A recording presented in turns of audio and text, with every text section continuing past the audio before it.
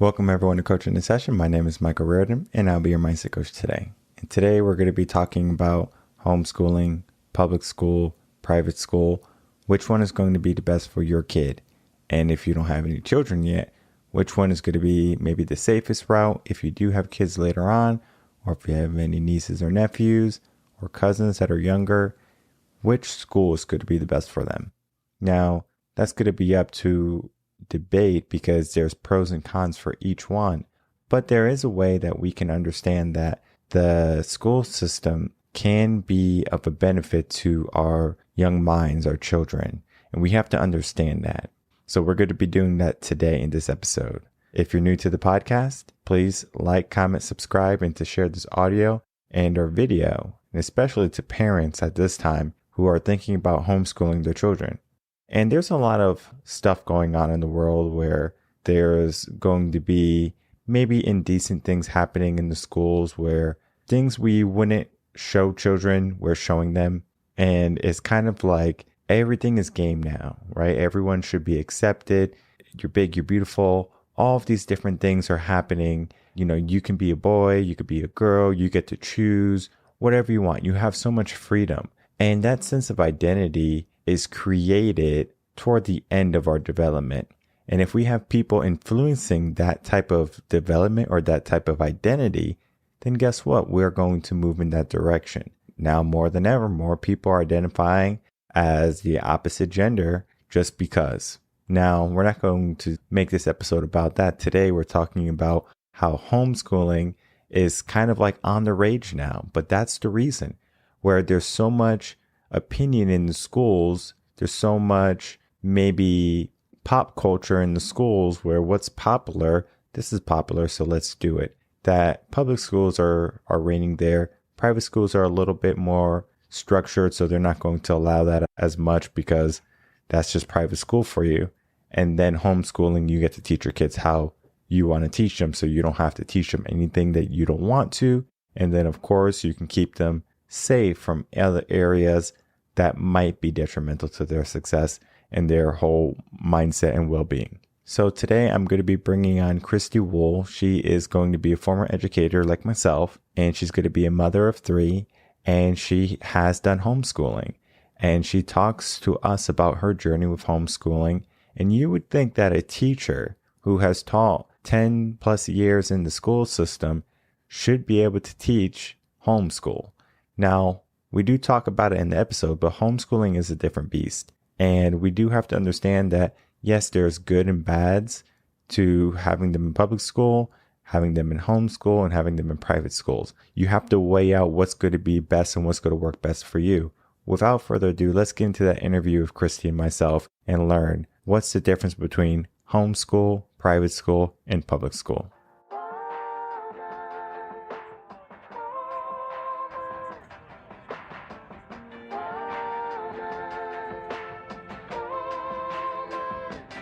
Welcome, Kristy Houle, to Coaching a Session. How are you doing today? I'm doing great. How are you? I'm doing well. Thank you so much for coming on. So I have you on today as an educational outreach coordinator and author. And what you do with homeschooling, helping parents understand the difference between the two is so important, especially now. Without me kind of telling you your whole biography to the whole world, in your own words, can you please tell people what you do and how you help the world? Sure. So I, sort of went into homeschooling in somewhat of a non-traditional way. I started my career 20 plus, we won't get into numbers or age, but I started my career a really, really long time ago as an elementary school teacher in a large district in St. Louis. And that's what I wanted to do my whole life. Wanted to be a teacher. I've always been a teacher at heart. And so I taught grade school for almost 10 years. And then from there, I went into administration roles. I was building principal for 10 years at another large district in St. Louis.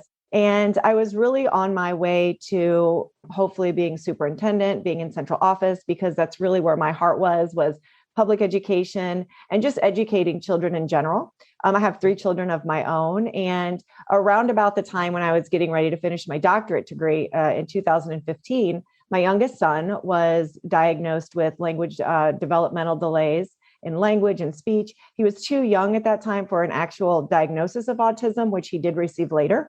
But we knew that what he was struggling with in the public school was not helping him thrive in that setting. And so coupled with that and some family loss that was very close to us that we didn't expect, I made a very, very quick transition within about a month to on the fast track to being a superintendent to being a stay-at-home homeschool mom of 2 kids at that time. And then my oldest came to be homeschooled later. So yeah, I went from public education to homeschool education very, very quickly. And then about 6 years into homeschooling, I started doing the educational outreach coordinating for a company, an organization based in St. Louis, Educate.today. And what we do is we provide online resources for K through 12 students and teachers in the St. Louis area and across the nation. So that's sort of in a nutshell where I've been, what I'm doing, some of the experiences I've had. I don't know how that's impacting the world. I hope that it's at least impacting those around me and the students and teachers and families that I have come into contact with over the last definitely 6-7 years as a homeschool mom, but also just in my journey as an educator. And I do want to reaffirm what you do does make an impact, whether it be the book you write or just the people you have as clients or people you work with, the people you talk with, the people who listen to your podcast. All of those different things are going to compound to you helping the world. And I don't want you to belittle that, right? Because it is so profound what you do. And right now, we're living in a society where many parents are switching from public schools to homeschools if they can't afford private schools. So they're doing the job themselves. And they kind of got thrown into it in 2020 with the pandemic and the quarantine. So they didn't necessarily want to homeschool their kids, but they were kind of given that hand. Well, good luck, right? And then they were given Zoom calls and then they were given packets and parents had to figure out how to be teachers. And parents had a good understanding during that year. Teachers are so important, where it's not just, okay, I'm sending them to a glorified babysitter. Teachers are more than that. Teachers go in, they slave, not just during the school day, but after with lesson plans, prepping. There's so much more than the school day and summer vacation. Teachers are always thinking about your kids, trying to figure out ways that they can make learning fun, engaging, and also impactful on that child. So we get into that aspect, but there's something happening in our world right now. Society's kind of very free is the word I'm going to use, very free with their values and their belief system. So anyone can be a certain way. Boys can be girls, girls can be boys, that type of thinking, right? And some teachers forget that their job is teaching. So they say, well, my opinion is this, whether it be political or be cultural. They say, this is my opinion, and they almost introduce it in a way where it's kind of like, hey, I accept this. You should accept it too. Not saying you have to do it, I'm not going to like you, that type of forceful way. And parents are seeing that. So now parents are like, well, I don't want my kids in public schools, so I'm going to homeschool. But homeschooling is not as easy as saying, well, I'm going to homeschool and it happens. Can we go down that path a little bit? Yeah, of course. So all really good points that you just brought up. And as I was listening, I know that every family dynamic is different and every situation is different. And, me, for example, when I decided to make the transition from being an educator, and this is someone who has a bachelor's degree in education, a master's degree in education, a specialist degree in education with the superintendent's endorsement, I was fully equipped on paper to be the perfect homeschool mom. But what I realized when I made that transition was it was not what I thought it was going to be. And there were many, many areas in homeschooling that I really lacked in that I didn't even know that I had to learn as I was homeschooling my children. And so, with me as an educator, one of the main things, and I think this is where we get into some of the points that you brought up about the values and beliefs and some of the roles that the teachers are taking on with students these days that maybe parents are opposed to, is we always are pushing relationships. That's one of the most important things that you can have with a student, or your child, right? Whether it's the kids in your classroom, the students in your school, your children at home on a homeschool level. And I think sometimes we've pushed that to the point where teachers do feel comfortable enough that they can say or do anything or introduce things into the classroom setting that really aren't appropriate for that setting. And that's the way that a lot of families have seen it. You talk a little bit about the pandemic, and I do think that was a catalyst, and it went two ways. It went one way where folks were like, okay, I get it. I really respect teachers so much more now. And I understand how difficult their job is. I didn't get it before. I can't wait to get my kids back into a school setting so that I can go back to life. But then I believe it was also a catalyst, as you said, for parents to say, I can do this. I can educate my children at home, and I can control what comes in to my child's characters and what comes in to their learning and what is introduced to them. I do have more control, and I did get over the hump of being able to do that logistically and schedule my life around it. So we want to keep it this way. We've seen a mass exodus of students leaving public education to be in a homeschool environment. And I think part of that is to what you're saying. Yes, there are a lot of things being talked about in school these days that, you can go way back. There was a time when we were fighting over prayer not being allowed in school, right? And now we're fighting for things that we don't want in school to be out, but things just keep coming in and coming in and coming in. And it's really not the teacher's place to bring a lot of those things in. So, unfortunately, I do think that is a big reason. But, I think that the academics and the achievement gaps that we're seeing in children, these kids are coming out of high school and they're not equipped for the society that's waiting for them educationally.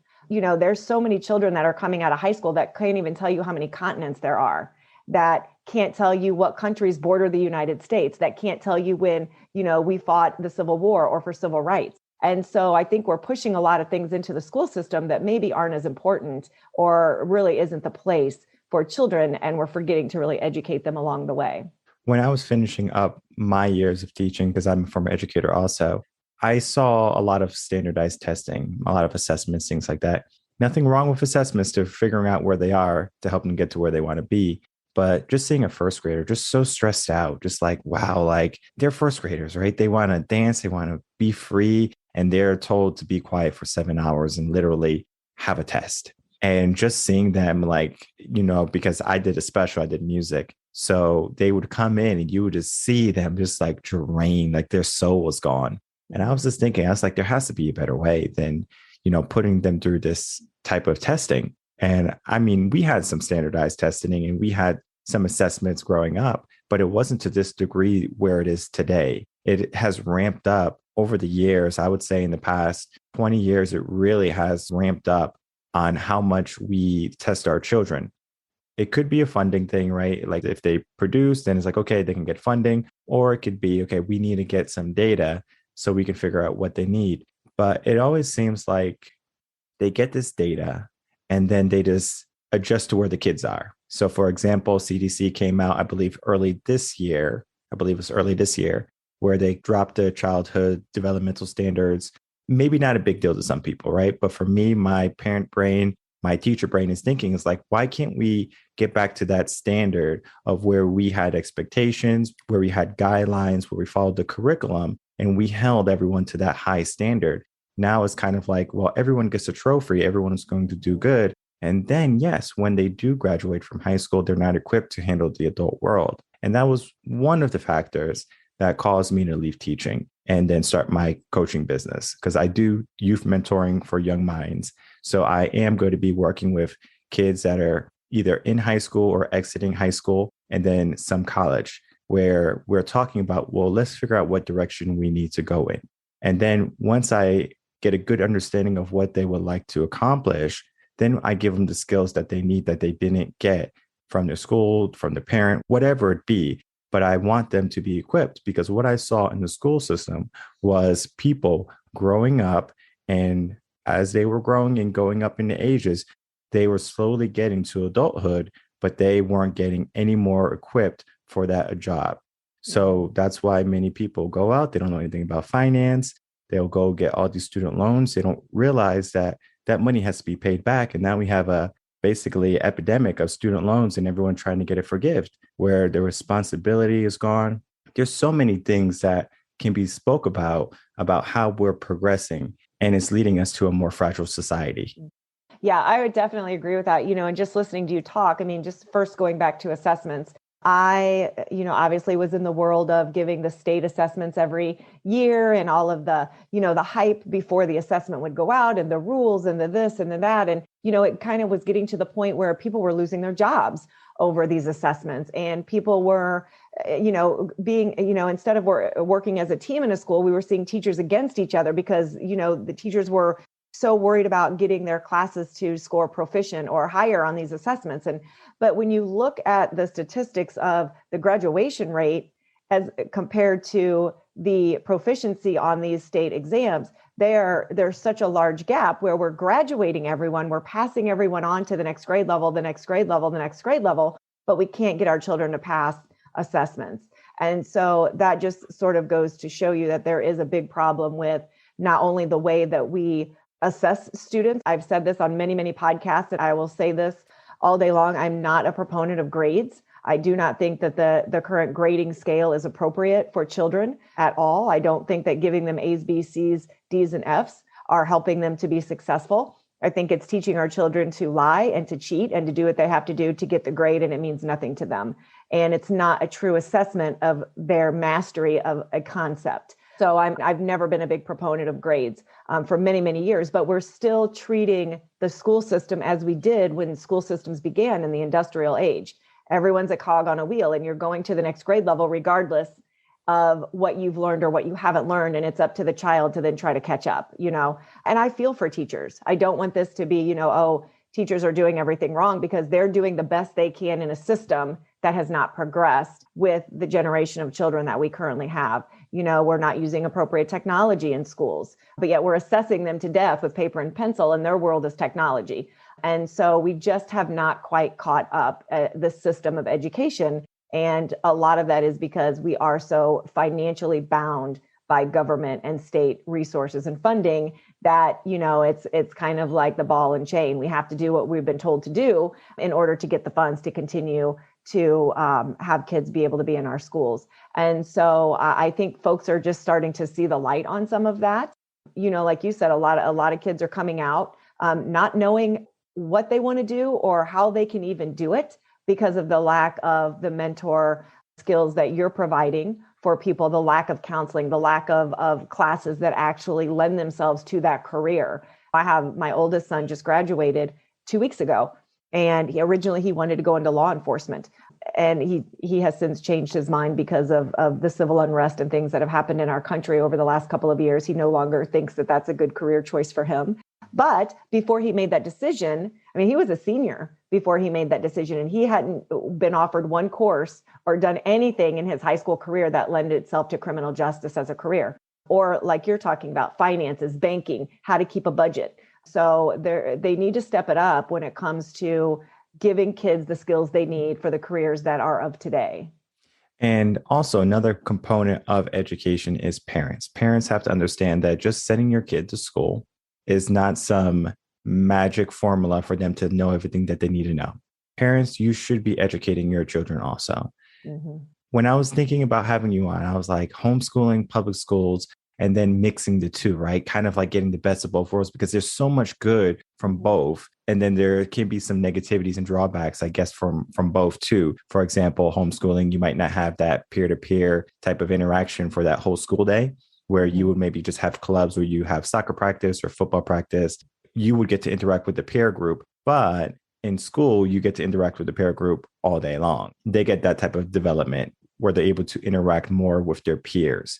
And that's important too. So I want people to understand, you just can't hide your kids away, lock them up in the house, and expect them to come out good, right? They have to be socialized properly.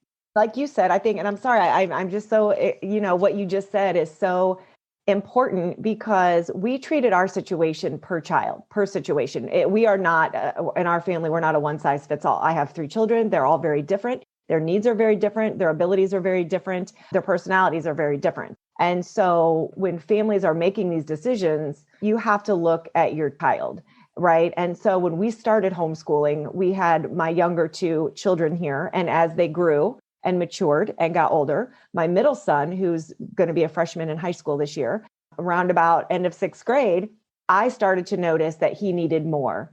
He needed the peer groups. He needed the sports. I knew he was an athlete. I knew he enjoyed that. He was in a couple of like football clubs and, the football leagues that you can do as a community and at the Y, but it wasn't a school affiliated. And so when he came to us and said, hey, I really want to think about going back to public school, and luckily we lived in a neighborhood where he had a lot of friends that went to public school. And so I'm sure that was sort of, they were kind of nudging him too, right? Like, oh, dude, you need to come to public school. You need to go to middle school next year. And we didn't look at that as, no, absolutely not. We're only going to homeschool our children because of XYZ. We looked at him as an individual child and said, how is he doing in this environment? What is that going to look like for him in a year? What is his desire? Why does he want to go to school? What are our expectations going to be of him when he's in public school? And so those are a lot of conversations that we had to have with our child and with each other and say, listen, we support you. We want you to thrive. We want you to flourish. And if you think that you're going to be flourishing in this environment and this is really what you need right now, let's try it. And that's the other thing, is it's not a permanent decision. I think a lot of times folks get caught up and say, well, if I'm homeschooling then and I want to go back to public school, or if I'm in public school, it's so hard to transition. It's really not. You simply make a phone call and you register your child and they can be sitting in a seat in a public school the next day, or you can call there and say, hey, this isn't working out. I want you to drop my child. He'll be coming home in a week. And then you just go from there. So, it's not a permanent decision, and so we let him try it and said, this is the first year expectations. This is what we need to see. This is how involved we're going to be. This is what we want to hear from you. And it worked for him. He's a great student. He's an athlete. He's played football for 2 years. He's played basketball. He's just went to state for track. He keeps his grades up and he's a great student. And now he's going into high school and hopefully will be successful and play college and whatever. But every child is different. So I want to make sure that parents are looking at both sides. Like you said, there's good and bad about both. And you really have to think about that, the whole picture, before you make those decisions. And kudos to you for seeing your son wanted to go to middle school and then allowing him, and not being like a tyrannical parent saying, no, you're going to listen to me, because that's going to create a divide in the relationship, number one. And then kind of going back to what you said earlier, which is the whole premise of the conversation is you're a former educator, education, probably the ins and outs, all the grades, most likely, how to teach. But at the same time, you're like, I'm also sort of equipped to handle homeschool, but then you dive into it. You're like, well, maybe I wasn't so ready. So it's kind of like, yes, we are educators. And then we try homeschooling. Then we realize, okay, there's a lot more that I have to do or learn. And then we, of course, fill in the gaps. And then we move through that process. But your emotional intelligence, and typically teachers have this, a high emotional intelligence where they can see, okay, I'm lacking in this area. What do I need to supplement? Do I need to give them a tutor, a math tutor, for example? Maybe you're not good at math, and then you give him a math tutor or a language tutor, right? So we supplement that type of homeschool learning, where I find oftentimes many homeschool parents, they try to fill everything themselves. They're like, I have to do Spanish, and they're rushing to try to learn everything. And education, going just for one type of education takes years of learning and education. So that now, if you're in the process of learning everything, you're going to be stressed, overwhelmed, and you're going to have to try to keep up, especially if you have multiple children. I know there's a lot of people right now who homeschool that are like educators, former educators, and they're able to come in and do the whole curriculum. Again, you have to have the funds for that. And not every parent has those type of funds right now. So we look at our options, right? We say, okay, well, we can do public school for a little bit until they're a certain grade. We save up, and then we can homeschool certain years, especially like the middle school years, because that's kind of, I don't know if you ever worked in middle school, but oh my God. No, thank you. It is a different breed. It is a different breed, those wonderful children. Yes. But you try to shelter them. And if you have boys, not that big of a deal. Girls, middle school, private school, please. But it's a whole thing. And then we get into the different types of schooling, right? We have homeschooling, public, private. I went to private schools growing up. It was K-8. So I kind of skipped that whole middle school type of environment where it was just middle schoolers, where it was everyone, right? And then I noticed in that type of environment where the school was K-8, it was actually better, because then the 8th graders saw the kindergartners and they would be like mentors to them, and vice versa, 7th graders, 6th graders, like that. So the middle schoolers had little ones looking up to them, and they were basically, oh, I have to show up, versus I'm 6th, 7th, 8th grade. I got to be cool. I got to be accepted. That environment necessarily wasn't there as forceful. So I know some people are thinking about they don't have the time to do homeschooling. Maybe they have work. I know many companies now are getting away from working from home. So they're having to go back into the office. So they don't have that luxury anymore to stay home with the kids. So now they have to put them in school, whether it be public or private, because homeschooling is not viable for them anymore. Yeah. Yeah. Do you think that private school is better than public schools, or we can talk about those differences? Well, honestly, before I answer that, I want to go back to something else that you said, Mm-hmm. especially for anybody that might be listening that is starting out homeschooling maybe next year, or maybe is a teacher that, is thinking about homeschooling. And, you talked a little bit about being able to teach the curriculum and, having all of the necessary materials and ready to dive in. And I think, something that I had to learn the hard way, and the biggest hurdle for me, because, when I went to homeschool, first of all, after everyone picked their jaw up off the floor, when I made that announcement at my school district, because everyone was thinking, okay, she's on her way going up. Like, she's been working for the last 5 years to try to become a superintendent. And I come, bouncing in one day. Now I'm going to resign and homeschool. Everyone, around me were, oh, you're going to be great. And, you're going to be like the rock star homeschool mom and all these things. And so I went into it thinking that. But what I realized from day one was that I didn't really know how my kids learned. I didn't know my kids as well as I thought I did, because I was the typical working mother, right? I knew everybody else's kids. I knew all 500 plus kids in my school building, up and down, back and front, how they learned, what their personalities were, if they were a visual learner, an auditory learner, or what they struggled with. But I didn't know that about my own children because I hadn't spent time with them in an educational setting. They came home, I went through their book bag, I signed their forms, I asked them how their day was, we'd sit down and do some homework, and then it was, story time, bath time, off to bed, and repeat the next day. So what I had to learn at the beginning was how each of my children learned, what their interests were, what they were passionate about, if they learned better in the morning or in the afternoon, if they were better at listening to directions or reading directions. So I had to really relearn my children, and that took time. So if there's anybody listening to this that's thinking about homeschooling, don't be in a rush. Take your time, build a relationship with your children. I know that sounds silly, but it's so important. Don't try to just jump in and do things before you even know how your kids learn best, because it really is a lifestyle.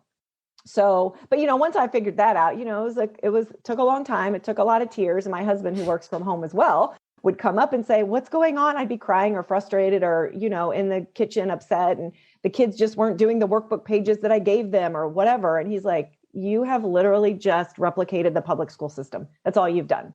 And that was what you were trying to get away from. I mean, I had everything from the desks lined up. I had the teacher desk. I had the flag hanging in our schoolroom. I mean, it was schoolroom central. And he said, it's not working for our kids. That's not how they're going to learn. You have to readjust everything. So it was definitely a learning experience. So get to know your kids and get to know how they learn and give it time. Don't be in a rush to, shove curriculum down their throat. So I know that there was another question in there and I got off on a tangent, but public school versus private school, I think, again, like I mentioned, I have one child that just graduated from high school, and I have my middle son who's going into the public high school here. And then my youngest son is actually attending a private school. And again, totally situational. I think that, there are good things and bad things about public versus private. And if you are able to afford a private education, I think, for my younger son who would be in middle school this year, he would be a 7th grader. That was just not an environment that he could handle. And so knowing school the way you know school and the way kids, he's a very, very quiet child. He is autistic, but he needs very, very little support. That means he basically can do everything for himself. He struggles with schoolwork to be on the same academic level. And so that environment would just be way, way too much for him. And I think he would get very lost. And so, but he also didn't fit in the special education setting of that room either, because a lot of those children in that program, which we did go visit, had more challenging behaviors. And he was not in that, he didn't fit in that group either. So because he was not a good fit for that setting, we did look around for a private school that would fit his needs, and instead of just what can fit our needs as far as schedule and money, what would really fit his needs. And we were very, very lucky to find an organization here in town, a private school. They work one-on-one with children. He's got 10 children in his room. Some have IEPs, some don't, but it's a very small group and it's all one-on-one, and they move around with classes. They have PE every day, which again, he needs. He's autistic, so he needs that release of energy. So it was just a really good fit for him. And so it has been interesting having kids homeschooling and having kids in public school and having kids in private school. It's a lot to keep up with, but it's worth it. Definitely. Yeah. I'm going to touch base on helping parents get to what type of learner their kids are. I have a podcast. I don't remember what episode. I think it's like episode 80 or something, like in the 80s. And I have a whole workshop. It's a whole workshop on it, on how to identify what type of learner your child is. Easy. So check out that. I think it's called identifying what type of learner your child is. And then if on YouTube, it's like parents have to watch this episode, something like that. So that's important to understand, right? So if they're a visual learner, you give them more visual cues. If they're auditory, you give them more auditory directions. If they're kinesthetic, you make learning interactive and fun. Now, from beyond that, right now we go into the realm of special education. So special education, I did it for 2 years after I was out of music and I was transitioning out of education, but I did it for 2 years. I loved it. I love working with those children. They are so smart and they are so wonderful.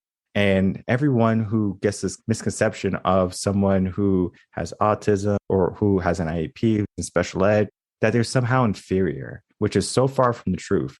If you had an opportunity to sit with them, because I was doing one-on-one with these children, and work with them, you will understand how brilliant, how caring, how charismatic they are. They're wonderful people. Yes, they might have outbursts if they're going to be some type of behavioral problems, but even then, for me at least, I was able to appreciate the good and the bad.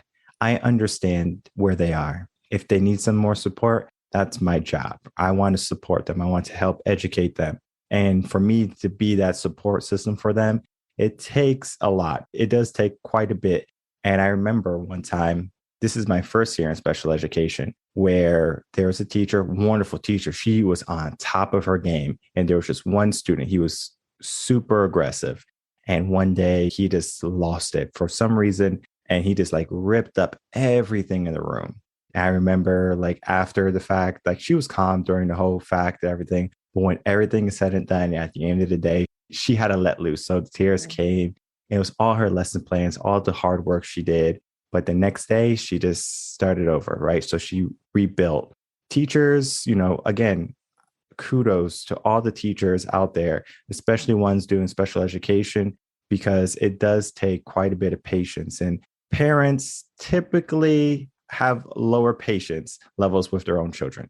Typically, I'm not saying that that's the case across the board. It's just that as parents, you might tell them more than once or more than one occasion to do something and they don't do it. For example, clean a room. You go back a day later, the room's still not clean, right? Patience level is now going down versus in school, we have the expectations. Make sure we clean your desk or the desk is being clean, right? We delegated 10 minutes to clean your desk. Desk is clean.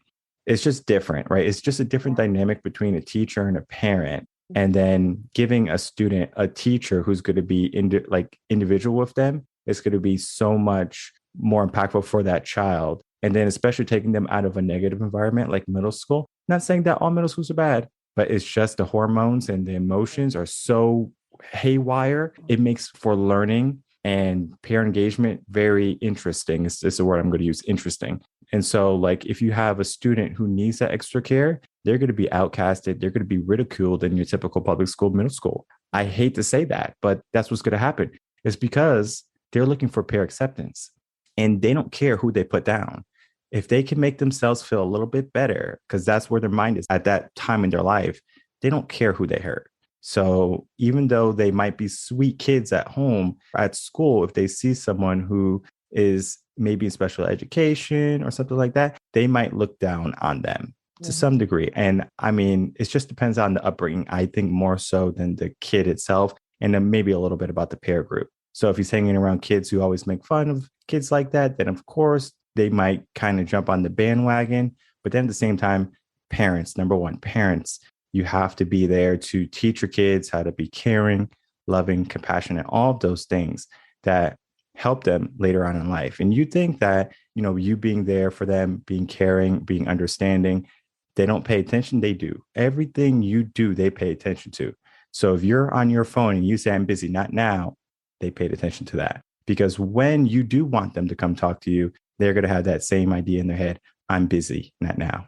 Yeah, no, and that's a really good point. And when I was my youngest son, who's now in private school, my son that's autistic, I knew we were getting to the point where he needed something more because we were starting to have the mother-son, butting of the heads at home during homeschool. And I started to notice that because he was getting older. And it was, exactly what you said, like I would have to ask him 3 or 4 times to, let's finish working on this project. And he had so many distractions at home. He could be outside on the play set, or he could be, playing a video game, or he would be wanting to take a break. And so our relationship started to suffer because I was not only mom at night, and on the weekends, but I was also the teacher during the day. And I was constantly having to argue with him, bicker with him, sort of nag him about getting this work done. And it was not lending itself to a very cohesive relationship as he grew.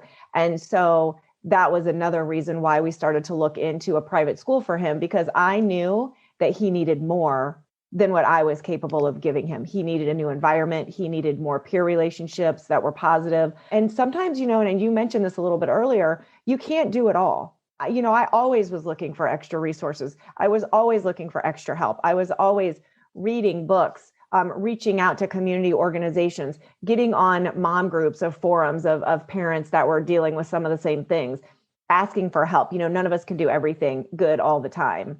And so just being open-minded about trying to help yourself to help your kids, it takes a village. And so even if it's a village of strangers, sometimes we need to lean on each other to do that. But I did ask my 2 older children that had been in attendance at the middle school when I was thinking about putting my youngest there, and they both said, Mom, no, it's not a good environment for him. And they were scared for him to be in that middle school environment and not to really be able to defend himself or to understand what was really happening around him with his peers. To your point, yes, it's not always the most conducive place. But, I had no idea how to learn and how to help my child that with special needs. But just watching him and being open-minded and being flexible and willing to change what I did yesterday immediately when it wasn't working for him, that had to just be okay with me. Sometimes the lesson plans just go out the window and you just have to say, listen, we're going to start over. Mm-hmm. And I forget all these lesson plans that I just spent, 20 hours making. What do you need? What do you want to learn? You pick something that interests you. Let's do that today. Yeah, I remember one time I was I forget what grade it was, elementary though, where I had my lesson plans. I was like, all right, we know exactly what we're going to do. I have all these new songs we're going to do, all this, right? Out the window. I was like, all right. It was like one thing after another. They weren't working. I knew how to get them though. So it took a lot more energy, but I was like, I'm going to get them regardless. So I finally was able to do it, but it was like everything that I planned. Every other class did well. It's just this one class was just not having it. I think it was the kindergarten class. So I had to understand, okay, this is not working. Scrap it. Let's go to where they are. What do they need right now? And they needed high energy, no space for thinking, where it had to be safe still, because otherwise it'll be chaos. So education is more than just getting a packet, reading a book, and then relaying that information to someone. Education is so much more. And I talked a little bit about emotional intelligence, understanding that person, understanding that student, that child. You have to be able to understand them and see where they are. Like if you look at their face, are they stressed? What are we going to do? Because if they're stressed, most likely they're not going to be listening at that moment, right? So how can we lower that stress level? How can we bring them back so where now their mind can be engaged and learn effectively versus kind of like passively, like I'm listening to you, but I'm not really caring. That is a skill that many people sometimes take years to attain to get to that level of education. Because if you look at a new teacher, they might be efficient, they might be good, they might be loving and caring. But if you look at a veteran teacher, sometimes you can tell a big difference. Not saying that all beginner teachers are bad, because for me, I was adequate. I'm not going to like put myself on a pedestal or give myself a trophy. I'm just going to say I'm adequate. In my district, from where I was day one versus teachers who have been there 20 years, I was more effective than they were because they were in old school ways where they were just doing what they were doing, but they weren't looking at the kids.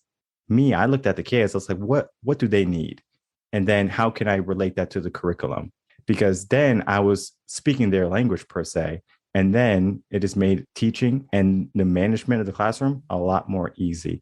So paying attention to them. And then also, your boys seeing firsthand going into middle school saying it's not going to be good for their younger brother. They're saying, no. Like, I think it'd be better to put them in a different place because they see that. And if you ever taught middle school, or if you know about the horror stories in middle school, then you're going to be wary, especially if your kid is not going to be able to fit into that type of environment. There's so much to education more than just the book and the assessments and the curriculum.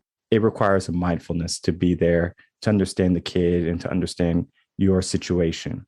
But what I want from you is to give us a few last words. Of course, you can talk about anything I said, or if you wanted to promote anything that you have, a book, whatever, talk about that. And then, of course, please tell people where they can find you. Yeah. So, I think just last words are when, we're talking about homeschooling versus public school versus private school. Every educational setting has wonderful things happening in it, and every educational setting might have its challenges.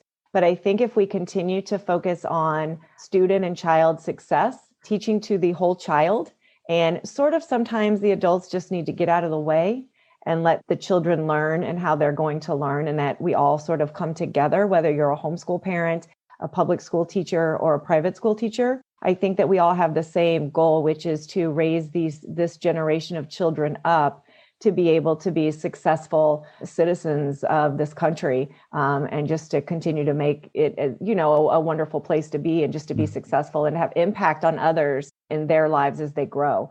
And so that's sort of just final thoughts. And don't be scared to dive into any setting. Learn about it, learn about your child, and just figure out what is right for them. That's the most important thing. So you can find me. I actually did just publish. I'm in the process of writing a series of books. And the first book was just published on Mother's Day, and it is called Quigley's Questions. And it is a delightful story of an inquisitive young man who absolutely drives his family in the first book absolutely bonkers with all of his incessant crazy questions, and sort of how they handle that situation and how he feels at the end of that story. And so you can find that book on Amazon, Barnes & Noble, Books A Million, wherever you get your favorite books for your children. You can also find me at KristyHouleAuthor.com.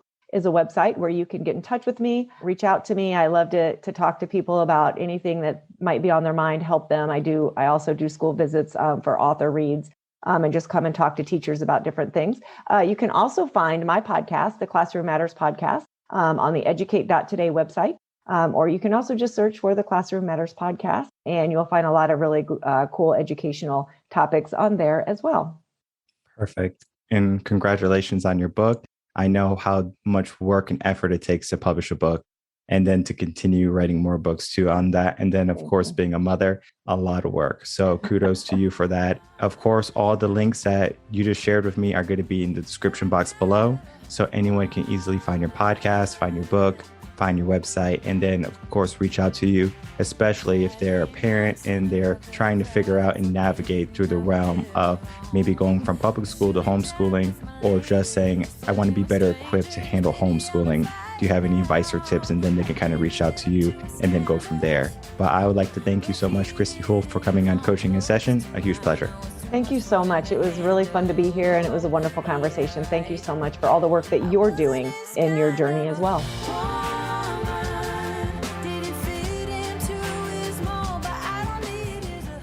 All right, everyone. Thank you so much for watching. Again, thank you to my guest, Kristy Houle, for coming on Coaching in Session. All her links are in the description box below, so check her out and then see how she can help you. And then, of course, if you're just looking for some advice on homeschooling, she's going to be a good asset to have. I know when I was on the Alex Jones show, we were talking a lot about homeschooling, and then a lot of his audience members were calling me about, well, do I homeschool? And I don't. I don't homeschool students, so that's something that I don't do. It's not that I can't do it. I would just have to learn the skills for it. And then, of course, would I want to do that? And for me, I enjoy being a mindset coach to an immense degree where I would be a little bit hesitant to go into homeschooling aspect because what I'm going to be doing is probably starting a channel where it's going to be like homeschool, but it's going to be like a YouTube thing where I'm going to have my kid or kids later on in the future where I'm teaching them at the house. So they're going to have their school, but then they're also going to have home education. So depending on where you are, whether you're in public school, you have to do this. And I'm going to give you the 3 steps. If you're in public school, you do this. If you're in private school, you do this. And then homeschooling should be some type of community outside of the home. And then, of course, inside the home education. So there's many different directions we can go with the homeschooling and the public schooling. And yes, the state of the world is kind of in a weird place right now. And then education is also in a weird place. I mean, we just got out of a quarantine and a pandemic and everything was remote learning. It's definitely an adjustment and we do have to understand. And then, of course, the opinion going on in the school system where teachers are telling their opinion and not the curriculum. I mean, we can go on. This episode will last forever. But what I do want you to understand is that you're not alone in raising your children. There's going to be people that are going to be able there to help them get into a good, strong mindset and then help them be proper adults later on in life, equipping them with the skills that they don't learn in the schools and then equipping them with the skills that many parents are not aware that the children should be knowing right from high school. So if you're one of those parents that needs some help, needs some assistance, you can head over to revenconcepts.com and then you will notice that there is going to be youth mentoring available where I can work with your teen, your high schooler, and or your beginner in college to help them get a strong hold on what they want to do in their life. And then that's going to help them understand this is what I want to do. This is where I'm strong at. And then going from there, because there's more to education than just reading a curriculum and then getting an A or a B on a test. There's so much more to that. And we have to dig deep and we have to find out what that is. My name is Michael Rearden. I'm a mindset coach. If you have any questions, you can email me, coachingasession@gmail.com. I'm available at revenconcepts.com for any type of coaching. Until next time, everyone, take care.